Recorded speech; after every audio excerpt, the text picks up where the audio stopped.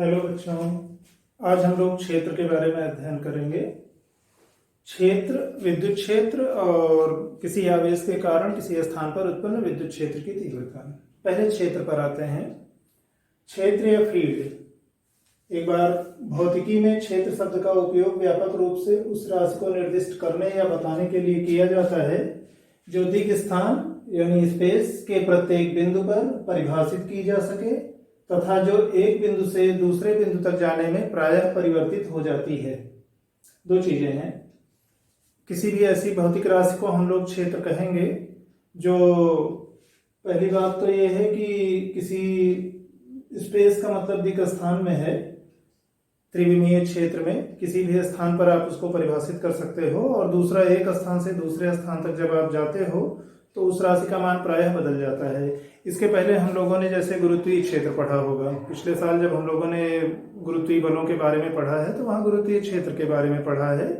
ध्यान होगा कि एक स्थान से दूसरे स्थान पर जाने पर गुरुत्वीय क्षेत्र या गुरुत्वीय क्षेत्र की तीव्रता बदल जाती थी। अभी हम लोग आवेशों के बारे में बात कर रहे हैं तो वैद्युत क्षेत्र के बारे में पढ़ेंगे।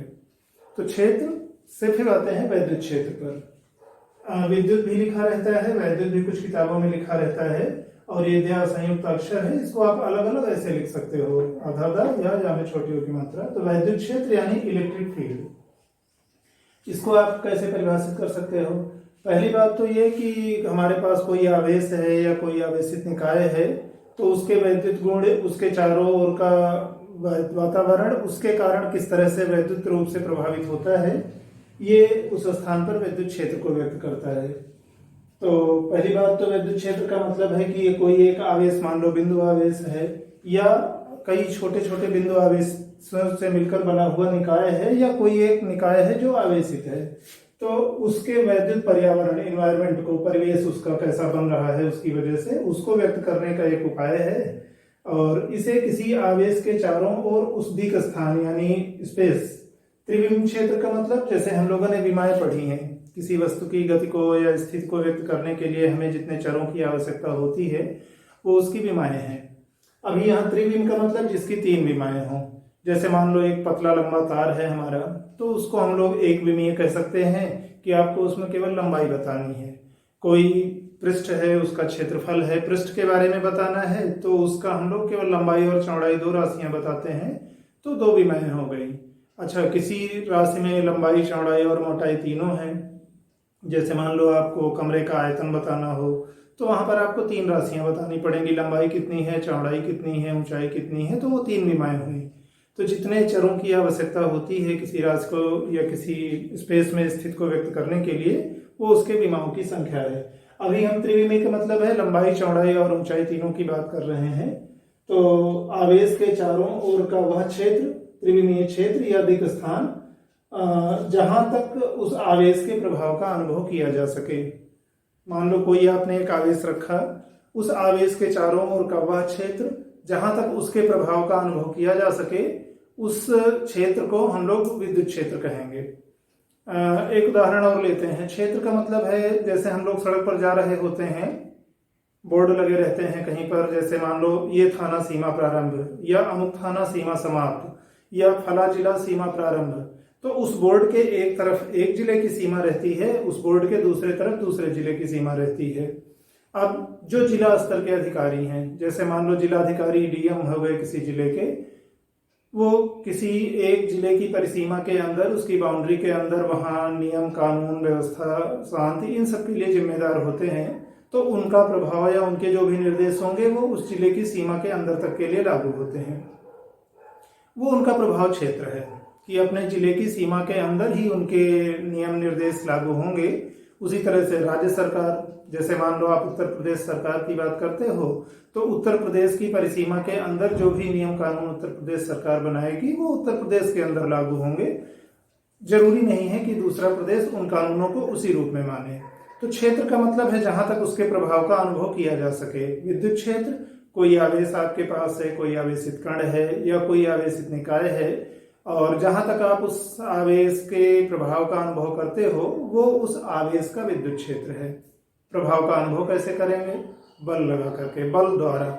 जब कोई दूसरा आवेश आप लाते हो, पहले एक आवेश के समीप तो पहला वाला आवेश दूसरे वाले आवेश पर एक बल लगाता है, और जहां तक बल लगेगा उस पर, मतलब जहां तक का क्षेत्र ऐसा है कि आप दूसरा आवेश जैसे ही लाना, अनंत से लाना शुरू किए, मान लो एक बिंदु आवेश है कहीं पर रखा है, उसके कारण आप अनंत पर अगर चले गए तो वहां पर उसका प्रभाव नहीं होगा। लेकिन अनंत से जैसे ही आप किसी निश्चित दूरी पर आते हो, थोड़ा उसके पास आना शुरू किए दूसरे किसी आवेश को लेकर के, तो दूसरे वाले आवेश पर जो पहला वाला आवेश स्थिर है वो एक विद्युत बल लगाएगा। अब वो विद्युत बल प्रतिकर्षण का होगा अगर दोनों समान प्रकार के आवेश होंगे, या दूसरा वाला आवेश अगर विपरीत प्रकार के चिन्ह का है तो उसको पहला वाला आवेश आकर्षित करेगा। तो कुल मिलाकर के जहां से दूसरे वाले आवेश पर बल के प्रभाव का अनुभव होने लगे, आप समझ लो कि पहले वाले आवेश का विद्युत क्षेत्र वहां तक है। और सैद्धांतिक रूप से अगर कहें तो किसी आवेश के विद्युत क्षेत्र का विस्तार अनंत तक होता है। हम लोगों ने इसके पहले जैसे कूलाम का नियम पढ़ा है। कूलाम के नियम में क्या है, एक कोई आवेश है, दूसरे किसी आवेश पर वो कितना बल लगाएगा उसको हम लोग ऐसे निकाल सकते हैं। अगर आप कहो कि Q1 और Q2 दोनों में से कोई भी शून्य नहीं है, मान लो Q1 स्रोत आवेश है जिसके कारण हम विद्युत क्षेत्र की बात कर रहे हैं, Q2 दूसरा आवेश है जिसे हम लेकर के आ रहे थे और कुछ निश्चित दूरी पर आने पर उस पर बल लगने लगा, तो जहां पर बल लगने लगा तो उस बल का परिमाण इतना होगा। अब इस बल का मान शून्य होना है और इन दोनों में से कोई भी शून्य नहीं होगा, ये शून्य होता नहीं है, नियतांक है, तो ये तभी जब बराबर 0 तभी होगा जब r का मान अनंत हो। इसका मतलब जब इन दोनों आवेशों के बीच की दूरी अनंत हो तभी उनके बीच लगने वाला विद्युत बल शून्य होगा, अन्यथा r का मान ज्यादा होने पर प्रभाव कम होगा, बल कम होगा पर होगा। तो अभी एक बार फिर से विद्युत क्षेत्र को देखते हैं। तो पहली बात तो विद्युत क्षेत्र का मतलब है कि हमारे पास कोई आवेश या आवेशित कण या आवेशित निकाय है तो उसके चारों ओर का विद्युत पर्यावरण किस तरह का है, विद्युत क्षेत्र उसके बारे में बताता है। और दूसरा, आप ऐसे कह सकते हो कि उस आवेश के चारों ओर का वह त्रिविमीय क्षेत्र जहां पर कोई दूसरा आवेश लाए जाने पर अपने ऊपर बल का अनुभव करने लगता है, तो जहां से दूसरे आवेश पर बल लगने लगेगा समझो वहां तक पहले वाले आवेश के क्षेत्र का विस्तार है। और सैद्धांतिक रूप से कहें तो किसी आवेश के प्रभाव क्षेत्र यानी विद्युत क्षेत्र का विस्तार अनंत तक होता है, अनंत पर विद्युत क्षेत्र शून्य होगा। अब एक शब्द और हम लोग ध्यान देंगे, परीक्षण आवेश, टेस्ट चार्ज। परीक्षण आवेश का मतलब किसी स्थान पर आप विद्युत क्षेत्र का परीक्षण करने के लिए जो आवेश लाते हो उसे परीक्षण आवेश कहते हैं। और परीक्षण आवेश का पहली बात तो बिंदु परंपरागत रूप से बिंदु आवेश होना चाहिए, बहुत बड़े आकार की वस्तु ना हो, और दूसरा आवेश की मात्रा बहुत अधिक ना हो, नहीं तो जिस राशि का आप परीक्षण करने के लिए आ रहे हो उसको डिस्टर्ब करेगा, उसके मान को प्रभावित करेगा। एक उदाहरण लेते हैं, मान लो दुकान पर आप कुछ खाने की सामान खरीदने गए, मान लो आप मिठाई लेने के लिए गए। आप दो स्थितियों पर गौर करो। एक बार मान लो आपको केवल कोई मिठाई लेनी है, 100 ग्राम लेनी है, और आपने जैसे दुकान पर गए, कई बार हम लोग ये पूछते हैं अच्छी है कि खराब है, ताजी है कि ज़्यादा पहले की बनी है, तो दुकानदार कई बार हम लोगों से कहता था अच्छा ठीक है थोड़ा सा आप इसका टेस्ट कर लीजिए, परीक्षण कर लीजिए। अब आप दो स्थितियों पर गौर कीजिए। मान लीजिए हमको 100 ग्राम मिठाई लेनी है और हमने 10 ग्राम मिठाई परीक्षण में, टेस्ट में खर्च कर दी। उसके बाद अगर हमने 100 ग्राम मिठाई ली तो कुल दुकानदार को तो 110 ग्राम खर्च करना पड़ा, यानी वास्तव में हमने पैसा भुगतान किया 100 ग्राम के लिए और उसका खर्च हो गया 110 ग्राम। 100 ग्राम जो उसने बिक्री की और 10 ग्राम जो हमने परीक्षण में खर्च किया। अच्छा, इसी में दूसरी स्थिति पर गौर कीजिए। मान लीजिए आपको 5 किलोग्राम लेना है। 5 किलोग्राम में अगर आपने 10 ग्राम परीक्षण के लिए खर्च किया तो कुल मिला के 5.01 किलोग्राम हुआ। वो वास्तविक मान से उतना ज़्यादा भिन्न नहीं है, उतना नुकसान नहीं है। 100 ग्राम लेने में अगर आप 10 ग्राम परीक्षण में खर्च करते हो तो दुकानदार का ज़्यादा नुकसान है। 5 किलोग्राम खरीदने में आप 10 ग्राम परीक्षण में खर्च करते हो तो उसकी वास्तविक माप पर कम असर पड़ेगा जो 5 किलोग्राम थी। तो इसका मतलब परीक्षण के लिए हम जितना ही कम मात्रा लेंगे वो परिणामी रूप से अंतिम मान को उतना ही कम प्रभावित करेगा। अब आप गौर कीजिए, मान लीजिए एक आवेश है Q1, आप उसके कारण कितना विद्युत क्षेत्र उत्पन्न हुआ है ये जांचने के लिए एक दूसरा आवेश लेकर के आ रहे हैं Q2, उसके समीप आए और आवेशों के बीच जो बल लगता है, ऐसा नहीं है कि दूसरे वाले आवेश का क्षेत्र नहीं होगा, केवल Q1 आवेश का ही विद्युत क्षेत्र होगा, ऐसी बात नहीं है। Q1 आवेश का भी जैसे विद्युत क्षेत्र होता है उसी तरह दूसरे Q2 आवेश का भी विद्युत क्षेत्र होगा। दोनों आवेशों के विद्युत क्षेत्रों की परस्पर अन्योन्य क्रिया, म्यूचुअल इंटरेक्शन के कारण वो एक दूसरे पर बल लगाते हैं। अब परीक्षण करने के लिए जो दूसरा आवेश लेकर आ रहे हैं उस पर जितना ही कम आवेश होगा उसका क्षेत्र उतना ही कमजोर होगा, क्षीण होगा, और वह पहले वाले के क्षेत्र को उतना ही कम प्रभावित करेगा। तो कुल मिला के अंतिम परिणाम हमारा ज्यादा सही होगा, ज्यादा यथार्थ होगा। तो परीक्षण आवेश में एक अनिवार्य शर्त यह है कि वो अत्यंत कम परिमाण का होना चाहिए, धनावेश लेते हैं परंपरागत रूप से, और बिंदु आवेश होना चाहिए। और अगली बात यह कि वो कल्पित आवेश होता है, जैसे हम लोग अक्षांश रेखाएं, देशांतर रेखाएं खींचते हैं, या विद्युत क्षेत्र रेखाएं आगे हम लोग पढ़ेंगे कि काल्पनिक वक्र होती हैं। तो ऐसा नहीं है कि जैसे अक्षांश रेखाएं और देशांतर रेखाएं हैं वो किसी घर की बाउंड्री की तरह आपको दिखाई देंगे कि अच्छा इस स्थान से गुजर रही है तो यहाँ कुछ दीवार जैसा बनी हुई है, ऐसा नहीं रहता है। वो कल्पित रेखा है, बस आप मानचित्र पर हम लोग किसी स्थान के अध्ययन की सुविधा के लिए बांट लेते हैं कि अच्छा इस यहाँ से ये रेखा गुजर रही है, यहाँ से ये रेखा गुजर रही है, तो हमें किसी स्थान की स्थिति बतानी है तो उसके सापेक्ष बता लेंगे। तो परीक्षण आवेश में जो बातें ध्यान रखनी है, पहली बात तो कल्पित आवेश है जिसको हम लोग किसी स्थान पर वैद्युत क्षेत्र के गुणों का परीक्षण करने के लिए लाएंगे, अभी फिलहाल वैद्युत क्षेत्र के परीक्षण करने के लिए। और दूसरा ये अत्यंत कम परिमाण का धनावेश होता है, बिंदु आवेश होता है। तो परीक्षण आवेश यानी टेस्ट चार्ज जिसको हम टेस्ट करने के लिए लाते हैं, Q0 या Q0 किसी स्थान पर वैद्युत क्षेत्र का परीक्षण करने के लिए लाए गए कल्पित आवेश को, कल्पित इमेजिनरी आवेश को परीक्षण आवेश कहते हैं। और यह अत्यंत कम परिमाण का धन बिंदु आवेश होता है। दो चीजें, पहली बात तो ये अत्यंत कम परिमाण हो और प्रायः धन बिंदु आवेश हो। अब दो तीन कुछ अतिरिक्त बातें हैं, जैसे एक तो यह कि वैद्युत क्षेत्र को हम लोग तीन प्रकार से व्यक्त कर सकते हैं। एक दो तरीके तो गणितीय तरीके हैं और एक तरीका ग्राफी या चित्रात्मक तरीका है। अब जैसे किसी बिंदु की स्थिति के सदिश फलन द्वारा, बिंदु की स्थिति, अब तो जो चीजें हैं, एक है सदिश फलन के द्वारा और एक है अदिश फलन के द्वारा। किसके सदिश फलन? बिंदु की स्थिति के। क्षेत्र में हम लोगों ने अभी इसके पहले कहा था कि आमतौर पे कोई भौतिक राशि अगर स्थान बदलने के साथ साथ अपने मान को बदल ले रही है तो वो क्षेत्र है। अब आवेश के कारण अगर हम बात कर रहे हैं तो विद्युत क्षेत्र, तो इसका मतलब क्षेत्र स्थिति का सदफलन होता है। अब सदिश फलन के रूप में अगर कोई राशि प्राप्त हो रही है, जैसे मान लो विद्युत क्षेत्र में बिंदु की स्थिति का सदिश फलन है, तो उसको हम लोग विद्युत क्षेत्र की तीव्रता कहते हैं, intensity of electric field capital E से व्यक्त करते हैं। और कई बार सफिक्स में यहाँ स्मॉल ई लगा लेते हैं। आप चाहे स्मॉल रख सकते हो या कैपिटल भी, अलग अलग पुस्तकों में अलग अलग है। तो E for electric and this E for intensity of electric field.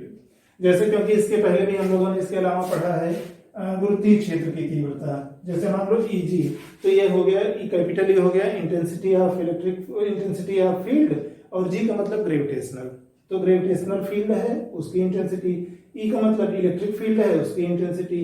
और तो वैद्युत क्षेत्र को जब आप सदिश फलन के रूप में, स्थिति के सदिश फलन के रूप में व्यक्त करते हो तो वैद्युत क्षेत्र की तीव्रता प्राप्त होती है।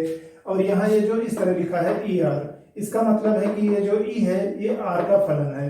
R बदलने के साथ साथ E का मान बदल जाएगा। हम ये वेक्टर रूप में इसको इसलिए लिखे हैं R को क्योंकि केवल दूरी ही नहीं मायने रखती, दिशा भी मायने रखती है। तो स्थित सदिश कुल मिला के जो भी हमारा नियत बिंदु है उसके सापेक्ष जिस बिंदु पर हम विद्युत क्षेत्र की तीव्रता निकालना चाहते हैं उसकी स्थित सदिश। अच्छा, उसी तरह से आप अदिश फलन के द्वारा अगर व्यक्त करते हो विद्युत क्षेत्र को, तो जो राशि प्राप्त होती है वो वैद्युत विभव है, इलेक्ट्रिक पोटेंशियल, और उसे हम लोग VE से व्यक्त करते हैं। ये भी स्थिति का ही सदिश फलन होता है दूरी का, पर ये अदिश राशि है, V अदिश राशि है, यहाँ पर E सदिश राशि थी, वेक्टर क्वांटिटी, और ये स्केलर क्वांटिटी। इसी तरह हम लोगों ने पिछले साल जैसे वहां पढ़ा है VG, गुरुत्वीय विभव, कि G for gravitational, V for voltage, समझ लो। तो ये दो हमारे गणितीय तरीके हैं, विद्युत क्षेत्र की तीव्रता या विद्युत विभव के रूप में, जो कि ये दोनों क्षेत्र के सदिश क्षेत्र के फलन के रूप में व्यक्त किए जा सकते हैं। ये सदिश फलन है, ये अदिश फलन है, ये वेक्टर फंक्शन है, ये स्केलर फंक्शन है। तो ये दोनों हमारी गणितीय विधियां हो गई।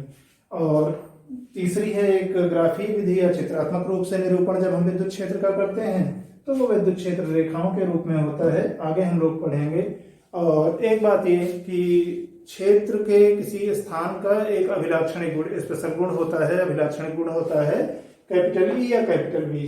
स्थान बदल, इसका मतलब ये है कि स्थान बदलने के साथ साथ उस गुण का मान बदल सकता है। आर बदलने के साथ साथ कैपिटल ई या कैपिटल वी का मान बदल सकता है। वैद्युत क्षेत्र की तीव्रता को अब हम लोग गणितीय रूप से परिभाषित कर लेते हैं। वैद्युत क्षेत्र की तीव्रता यानी इंटेंसिटी ऑफ इलेक्ट्रिक फील्ड। अभी वैद्युत क्षेत्र में किसी स्थान पर वैद्युत क्षेत्र की तीव्रता, जिसको आप ई या ई आर से व्यक्त कर सकते हो क्योंकि ये सदिश स्थित फलन है, उस स्थान पर रखे परीक्षण आवेश पर लगने वाले वैद्युत बल यानी एफ आर, बल भी सदिश फलन है दूर स्थिति का। अलग अलग स्थितियों पर अलग अलग बल होंगे, हम लोग थोड़ा पहले बात किए थे, आगे फिर ध्यान देंगे। वह परीक्षण आवेश पर आवेश की मात्रा क्यू नॉट के अनुपात के बराबर होता है। दो चीजें हैं, पहली बात तो परीक्षण आवेश पर कितना विद्युत बल लग रहा है कैपिटल एफ वेक्टर, और परीक्षण आवेश पर आवेश की मात्रा कितनी है क्यू नॉट। इन दोनों का आप अनुपात कर दो, एफ अपान क्यू नॉट या क्यू जीरो, तो जो राशि मिलेगी वो उस स्थान पर विद्युत क्षेत्र की तीव्रता होगी। चूंकि ये स्थान का अभिलाक्षणिक गुण है, इसलिए आप इसे स्थित सदिश के फलन के रूप में लिख सकते हो। ये अलग बात है कि हम लोग व्यवहार में संक्षेप में आर नहीं लिखते हैं, केवल कैपिटल ई और कैपिटल एफ लिखेंगे यहाँ। तो कुल में एक बार फिर से, विद्युत क्षेत्र की तीव्रता का मतलब किसी स्थान पर विद्युत क्षेत्र की तीव्रता उस स्थान पर परीक्षण आवेश पर लगने वाले विद्युत बल और परीक्षण आवेश पर आवेश की मात्रा की निष्पत्ति, रेशियो, अनुपात के बराबर होती है। अभी अगर किसी स्थान पर आपने आर पर रखा परीक्षण आवेश को, जिस पर क्यू नॉट आवेश था, और उस पर बल लग रहा है एफ वेक्टर, देखिए परीक्षण आवेश की शर्त ये थी कि ये जो हमारा क्यू नॉट है बहुत छोटा होना चाहिए, यानी लगभग शून्य के बराबर। तो क्यू नॉट शून्य के, तो limit Q naught tend to zero F upon Q naught, ये बराबर होगा वेक्टर ई के। दूसरी बार हमने संक्षेप में आर को हटा दिया है कि इसका वो समझे रहेंगे कि उसका वो स्थित सदिश फलन है। बाकी संक्षेप में ई वेक्टर बराबर F vector upon Q not. तो अगर आपको बल पता है किसी स्थान पर परीक्षण आवेश पर लगने वाला और परीक्षण आवेश पर कितना आवेश है ये मालूम है, तो उससे आप उस स्थान पर विद्युत क्षेत्र की तीव्रता निकाल सकते हैं। अब हम लोग विद्युत क्षेत्र की तीव्रता के मात्रक और विमीय सूत्र को देखते हैं। परिभाषा से हम लोगों ने लिखा था कि ई बराबर एफ अपान क्यू नॉट। अभी मात्रक और विमीय सूत्र निकालना है, तो ये सदिश राशि है, इसका नहीं भी उल्लेख करेंगे तो चलेगा, बस राशि से मतलब है। अच्छा, इस परिभाषा से एक चीज और ध्यान देते हैं, ई बराबर एफ अपान क्यू नॉट से। यहां से आप चाहे तो ई को आप ऐसे भी परिभाषित कर सकते हो, इसमें अगर आपके क्यू नॉट का मान 1 हो जाए तो ई बराबर एफ, यानी किसी स्थान पर अगर आप एकांक आवेश को रखते हो तो एकांक आवेश पर लगने वाले विद्युत बल का मान उस स्थान पर विद्युत क्षेत्र की तीव्रता के बराबर होता है। गणितीय रूप से हम लोग इस तरह से भी इसको परिभाषित कर सकते हैं, लेकिन वह तार्किक रूप से बहुत सही परिभाषा नहीं है। क्यों? क्योंकि आवेश का जो एसआई मात्रक है वो कूलाम है, और एक कूलाम आवेश की काफी बड़ी मात्रा होती है, और उतनी बड़ी मात्रा अगर आप किसी विद्युत क्षेत्र में परीक्षण करने के लिए ला रहे हो तो एक कूलाम आवेश उस पहले के जो मूल विद्युत क्षेत्र है उसको बहुत ही ज्यादा परिवर्तित कर देगा, उसके मान को प्रभावित करेगा। तो गणितीय रूप से आप कह सकते हो कि ई को हम ऐसे भी परिभाषित कर सकते हैं कि विद्युत क्षेत्र में किसी स्थान पर एकांक आवेश को लाने पर उस पर लगने वाले विद्युत बल का मान उस स्थान पर विद्युत क्षेत्र की तीव्रता के बराबर होता है, पर तार्किक रूप से ये सही अच्छा नहीं है। तो हमने जो अत्यंत सूक्ष्म परीक्षण आवेश वाली परिभाषा थी वही बेहतर है कि अत्यंत सूक्ष्म परीक्षण आवेश आपने रखा, उस पर कितना बल लगा, बल और आवेश का अनुपात, उस स्थान पर विद्युत क्षेत्र की तीव्रता। तो अभी तो फिलहाल मात्रक पर पहले हम लोग आते हैं। तो विद्युत क्षेत्र की तीव्रता यानी कैपिटल ई का मात्रक, जो एफ है बल, बल का मात्रक न्यूटन, क्यू है आवेश, आवेश का मात्रक कूलाम, तो न्यूटन बटे कूलाम प्रतीक रूप में एन अपान सी या एन सी इनवर्स। इसको आप एसआई मात्रक कह सकते हो, कैपिटल ई का एसआई मात्रक भी कह सकते हैं, क्योंकि एसआई मात्रकों में जब राशियों को व्यक्त कर रहे थे तो न्यूटन और कूलाम एसआई मात्रक है। बाकी विमीय सूत्र निकाल करके अगर एमकेएस पद्धति में मात्रक कहा जाए तो फिर विमीय सूत्र निकालेंगे तो उसके हिसाब से लिखेंगे। और ई का एक और अन्य मात्रक, विद्युत क्षेत्र की तीव्रता का एक अन्य मात्रक वोल्ट बटा मीटर होता है। यहाँ पर वोल्ट विद्युत विभव या वैद्युत विभव का मात्रक है, जिसे हम लोग आगे पढ़ेंगे। तो न्यूटन बटे कूलाम या वोल्ट बटे मीटर। विमीय सूत्र उसी तरह से निकाल सकते हैं, कैपिटल ई बराबर एफ अपान क्यू नॉट। तो जो ई का विमीय सूत्र होगा ये इनके विमीय सूत्रों के अनुपात के बराबर होगा। और एफ बल का विमीय सूत्र अगर आपको ध्यान में है तो M L T minus two लिख सकते हैं। एम का मतलब यहाँ M one L one T minus two से है। और उसी तरह आवेश का ए टी, बस सरल कर लिए। लास्ट में कैपिटल ई का विमीय सूत्र M L T minus three A minus one, या यहाँ वन भी अगर लगा सके, वन छिपा हुआ है, M one L one T minus three A minus one. अगर किसी राशि की घात शून्य रहती है तो वहां पर शून्य अनिवार्य रूप से दर्शाना रहता है। वन है अगर कुछ नहीं भी दर्शाए तो भी उसका मतलब ये कि वहां पर वो राशि एक बार आई है। और अगर यहाँ से हमको इसका मात्रक लिखना हो, एम के एस पद्धति में मात्रक अगर विद्युत क्षेत्र की तीव्रता का पूछा जाए तो ये राशियां हैं, M for mass, L for length, T for time, लेकिन ये ए एम्पियर विद्युत धारा का मात्रक है।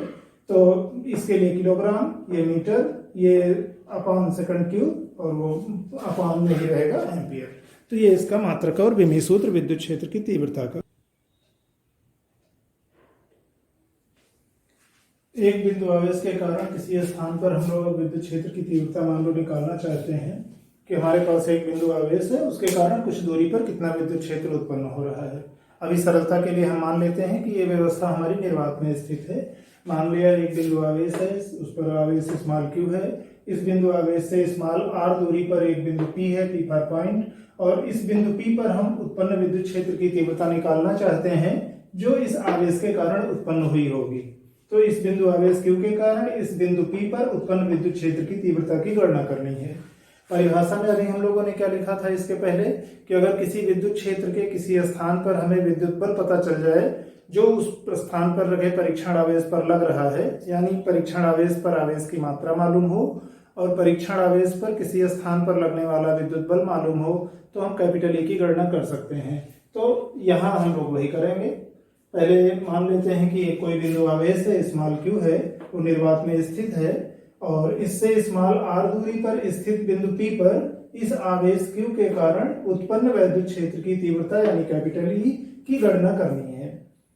इसके लिए हम लोग क्या करेंगे, जहां पर विद्युत क्षेत्र की तीव्रता निकालनी है वहां परीक्षण आवेश लाएंगे। तो बिंदु पी पर परीक्षण आवेश क्यू नॉट पर वैद्युत बल कैपिटल एफ अगर लग रहा हो तो वो बल कैपिटल एफ इस प्रकार होगा कि फिर कूलाम के नियम से हम लोग विद्युत बल लिख सकते हैं। दो बिंदु आवेशों के बीच लगने वाला विद्युत बल, एक आवेश क्यू है, दूसरा आवेश यहाँ मान लो क्यू नॉट हमने क्यू जीरो रखा परीक्षण आवेश, इन दोनों के बीच की दूरी आर है। तो क्यू और क्यू जीरो दो आवेश, उनके बीच की दूरी आर, निर्वात में ये व्यवस्था स्थित है, उनके बीच लगने वाला विद्युत बल यह बराबर 1/4πε0 Q zero upon R square, Q1 Q2 upon R square से कूलाम के नियम से लिख लेंगे। अच्छा, अगर इस क्यू नॉट को इधर हम भाग दे देते हैं तो ये अपान क्यू नॉट, यहाँ से क्यू नॉट हट गया, ये बचा 1/4πε0 क्यू अपान आर स्क्वायर। और कैपिटल ई की विद्युत क्षेत्र की तीव्रता की परिभाषा में हम लोगों ने क्या लिखा था कि ये जो बल बटे आवेश होता है ये उस स्थान पर विद्युत क्षेत्र की तीव्रता होगी।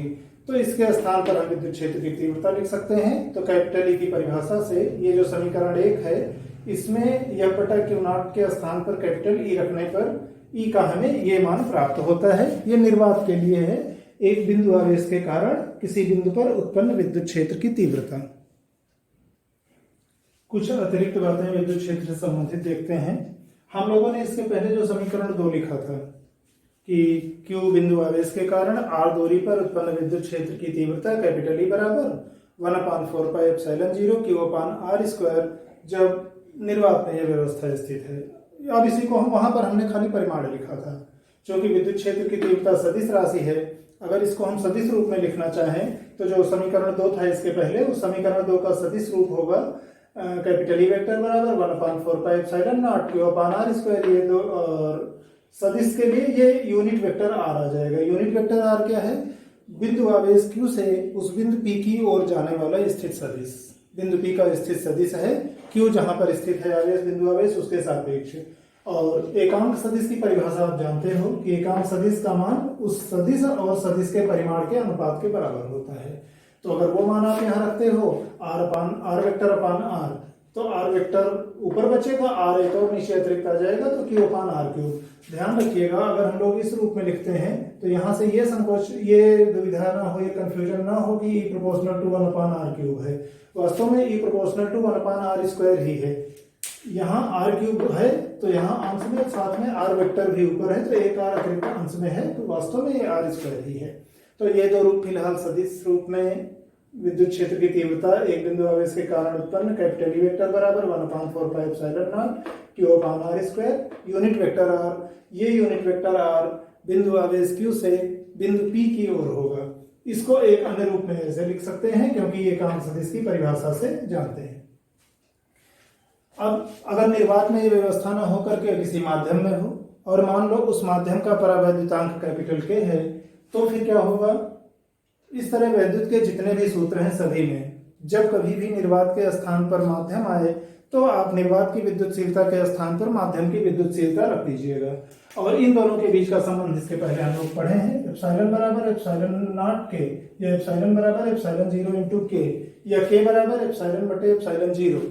तो सीधे निर्वात के स्थान पर जब माध्यम आ गया तो एप्सिलॉन के स्थान पर आप सीधे एप्सिलॉन 0 के लिख दीजिएगा, यानी के से अतिरिक्त गुणा हो जाएगा एप्सिलॉन 0 में।